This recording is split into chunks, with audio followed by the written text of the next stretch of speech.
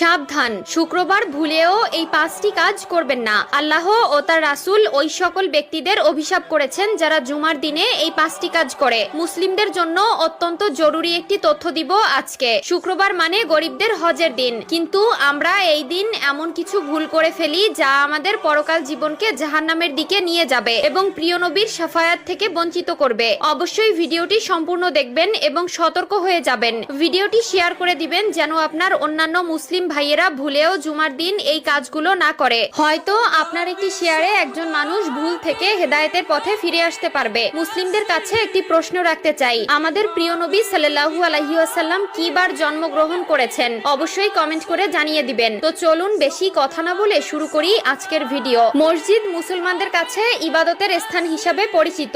এরপরও আমরা মসজিদে এমন কিছু কাজ করে থাকি যা মসজিদের পবিত্রতা নষ্ট করে। তাই মসজিদের পবিত্রতা